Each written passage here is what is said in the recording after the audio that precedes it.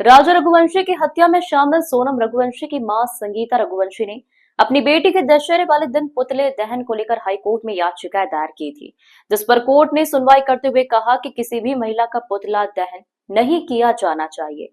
उच्च न्यायालय ने संस्था पुरुष के आयोजक के इस दशहरे पर शूरपंखा पुतला दहन पर रोक लगा दी है। दरअसल 2 अक्टूबर को इंदौर के शहर में विजयदशमी के अवसर पर पौरुष नामक संस्था के द्वारा एक आयोजन किया जा रहा था। उस आयोजन के तहत विजयदशमी के अवसर पर इस बार रावण की जगह सोनम रघुवंशी और कुछ अन्य महिलाओं के पुतले का दहन का आयोजन किया गया था। इस आयोजन पर सोनम रघुवंशी की मां संगीता रघुवंशी ने आपत्ति व्यक्त करते हुए अधिवक्ता के माध्यम से मध्य प्रदेश उच्च न्यायालय खंडपीठ इंदौर में एक रिट याचिका दायर की। याचिका में अधिवक्ता जोनित छबलानी ने न्यायालय के समक्ष तर्क रखे जो कि आयोजन हो रहा है, यह आयोजन पूरी तरीके से संवैधानिक होकर याचिकाकर्ता जो सोनम रघुवंशी की मां है, उनके पिता, उनके परिवारजन के संवैधानिक और उनके व्यक्तिगत मौलिक अधिकारों का सीधा हनन है।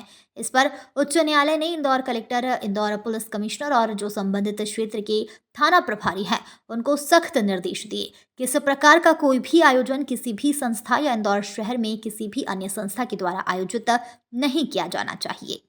दिनांक 2 अक्टूबर 2025 को इंदौर शहर में पौरुष संस्था के द्वारा विजयदशमी के अवसर पर इस बार रावण की जगह सोनम रघुवंशी और कुछ अन्य महिलाओं का पुतला दहन किए जाने का एक आयोजन रखा गया था।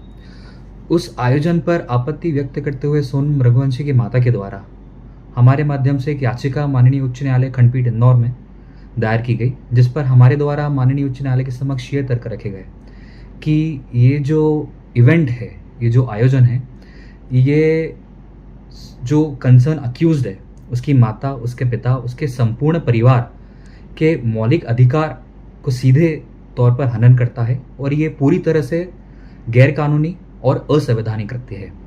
इस पर माननीय उच्च न्यायालय द्वारा संज्ञान लिया जाकर मध्य प्रदेश शासन, Indore collector, Indore police commissioner और संबंधित थाना के जो थाना प्रभारी है, उनको निर्देशित किया गया है कि ऐसा कोई भी कृत्य, ऐसा कोई भी आयोजन इंदौर शहर में पौरुष संस्था या किसी भी अन्य संस्था के द्वारा नहीं आयोजित किया जाना चाहिए। साथ ही माननीय उच्च न्यायालय ने ये भी अपने आदेश में लिखा है कि इंडिया जो एक डेमोक्रेटिक कंट्री है, उस कंट्री में इस तरह का कोई भी आयोजन पूर्णतः असंवैधानिक और नागरिकों के मौलिक अधिकारों का सीधा हनन है। सोनम रघुवंशी का केस अभी कोर्ट में चल रहा है। ऐसे समय पर उसका और कोई भी अन्य महिलाओं का पुतला जलाना गलत है। हाई कोर्ट ने इस पर रोक लगा दी है। मैं सबसे गुजारिश करना चाहता हूं कि कोर्ट में फैसले से पहले कोई किसी को भी अपराधी ना माने और कानून पर भरोसा रखें। कानून उसका काम कर रहा है और ऐसी आगे से मैं उम्मीद भी करूंगा कि ऐसा कोई भी आपत्तिजनक विषय मार्केट में ना लाए।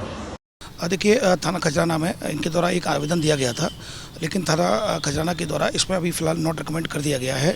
इसमें जो पारंपरिक तरीके से जो रावण दहन होता है वही उसी की परमिशन मिलेगी।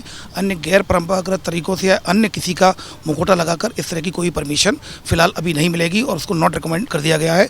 पारंपरिक रूप से जो भी जो होता है पुतला दहन उसी तरीके से कराया जाएगा। इनके द्वारा पूर्व में भी आवेदन दिया गया था, उसको भी नॉट रिकमेंड किया गया था, जिसमें माननीय हाईकोर्ट के द्वारा भी इसमें गाइडलाइन जारी की गई थी और इसी तारतम्य में इनके द्वारा भी दूसरा आवेदन दिया गया था, उसमें भी कहीं ना कहीं एक जो मुखौटा लगाने की बात आई थी, तो उसको भी नॉट रिकमेंड कर दिया गया है। और जैसा कि मैं स्पष्ट करना चाहूँगा, परंपरागत तरीके से रावण जो पुतला दहन होगा।